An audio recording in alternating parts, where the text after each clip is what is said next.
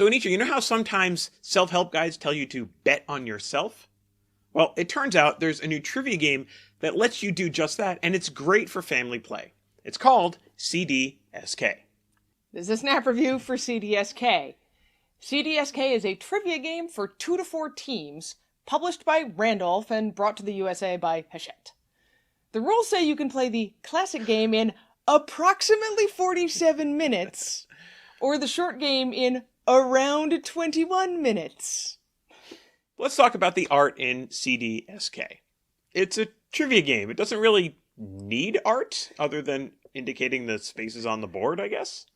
There are 4 major categories of questions, and we'll talk about those in a minute. And Fanny Solnier ran with those major categories, putting emblematic artwork on every single spot along the path on the board. There's tons of fun designs here. There's really no significant art on the cards, though, and there's nothing at all on the player pawns because you have to provide those for yourself. Yes, you do. What are the mechanics here? So CDSK is just an initialism. The 4 major categories of questions in the game are C, curious. Very precise or bizarre subjects like parrots, Al Capone, and Barbie dolls. D for delightful. This is like movies and music and sports and pop culture. S for seasoned. Grown-up stuff. Weddings and anniversaries and gardening and stuff.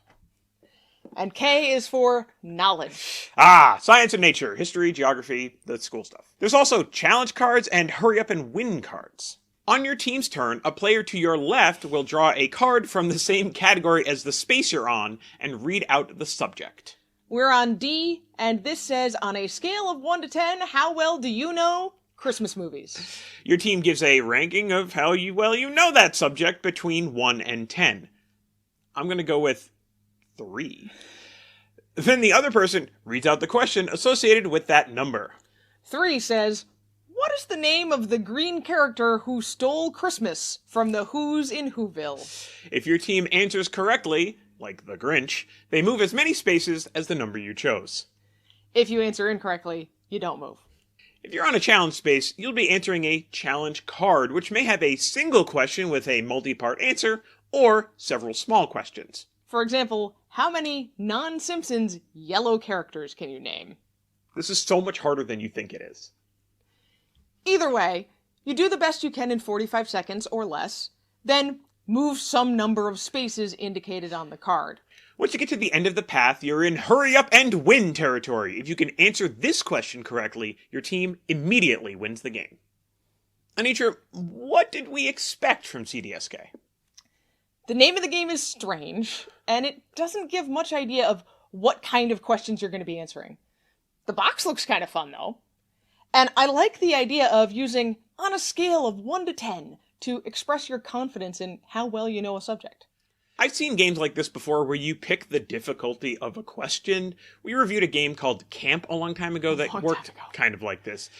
It seemed to work well in theory for different ages playing the same game in a family, but in practice it just wasn't really enough. So were you surprised about how it worked here?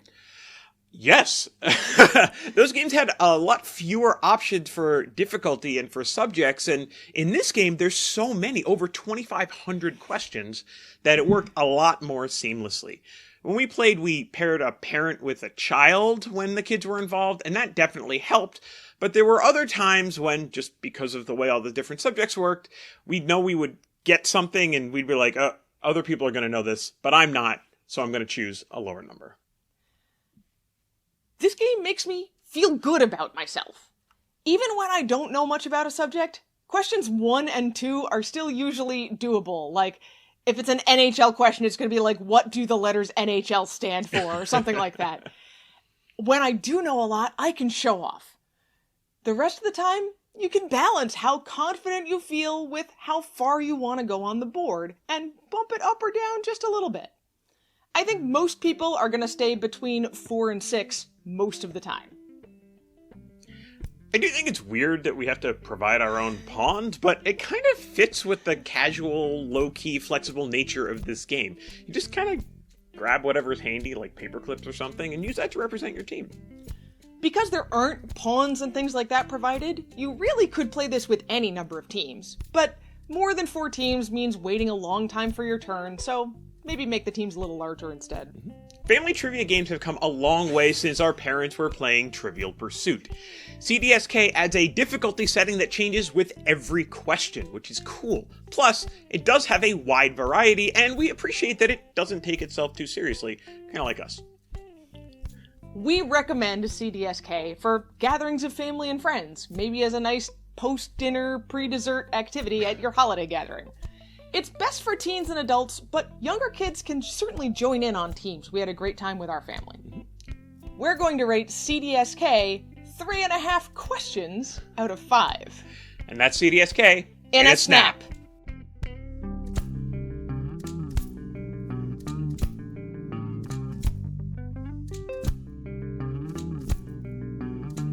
These questions are amazing. Aren't they? What is the name of the protagonist in A Christmas Carol? Elizabethan Rouge, Ebenezer Scrooge, or Ribbon Eater Stooge?